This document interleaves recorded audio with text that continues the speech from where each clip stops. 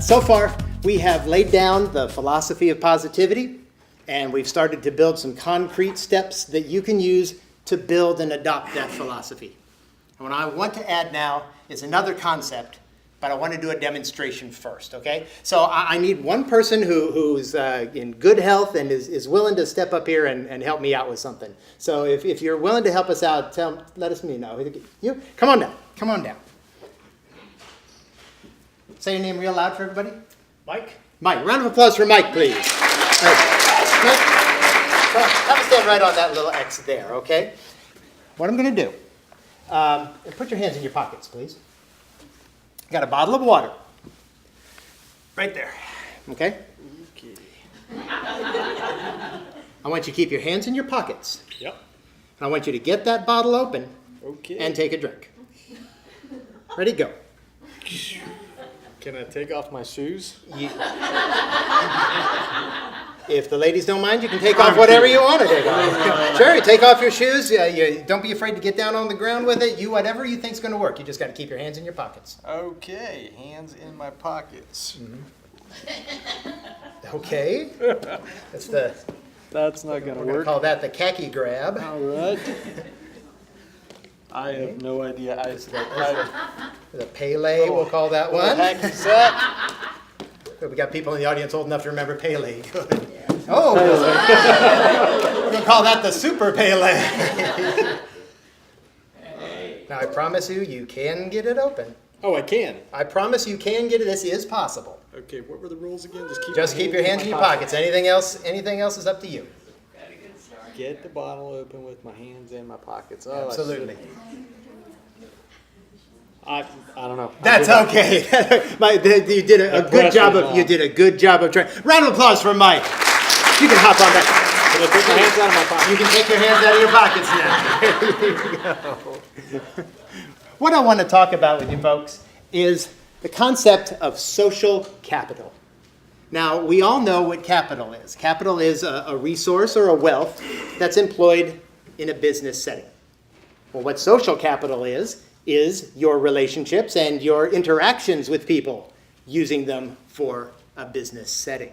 And let's take a look here at what Mike did, okay? He tried valiantly. I admit I set you up here a little bit, and I appreciate you being such a good sport. He did a great job. He did the Pele, he did the Super Pele, did the khaki grab. What's the one thing he didn't do? Didn't ask for help. Absolutely. What he experienced, and what anybody that was put up here, I would dare to venture, would experience, is a psychological phenomenon called a withdrawal response. That when stress or pressure is placed on you, your first reaction is to pull within. In my psychotherapy work, I work with couples that fight and fight and fight, and their answer to their problem is stop talking to each other. I do coaching with executives that when they have a problem with a project or a strict deadline, the first thing they do is they stop talking to their coworkers, they stop answering the email, and they just cocoon themselves in their office. Now, we have lots of rationality, lots of excuses for why, but it all boils down to a withdrawal response. And as you saw in this demonstration, it's the wrong direction to go. He pulled inside of himself and said, I've got to solve this problem.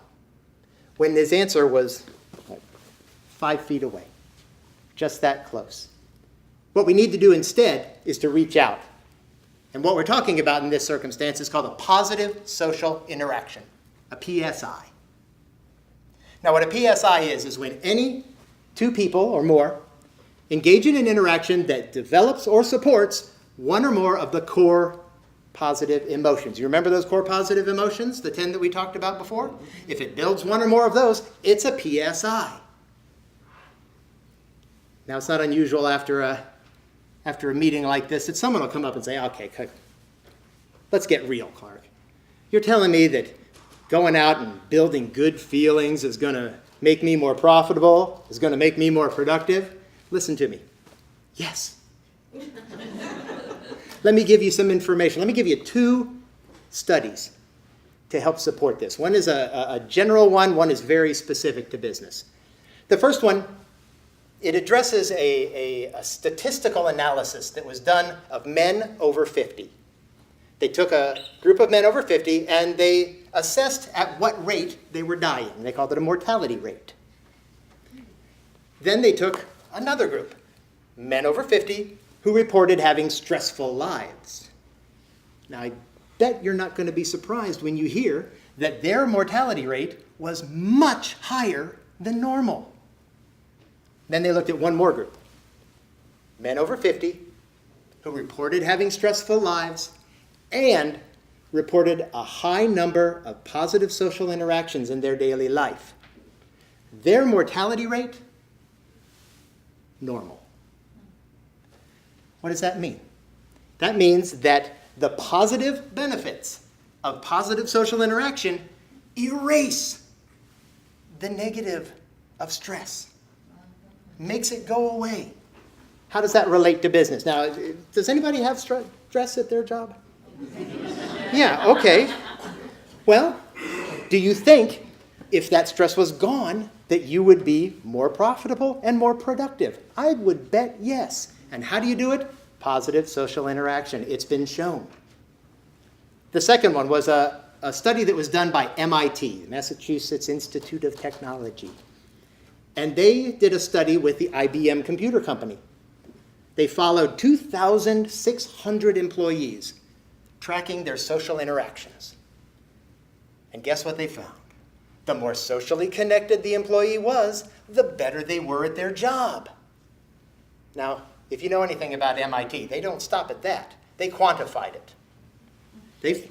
They found that for each address and each contact in an employee's email address book, it equated to an additional $948 in annual revenue. Each contact added almost $950 in revenue. The more socially connected they were, the more profitable they were. These are pretty compelling numbers, is it fair to say? Yes. Yeah.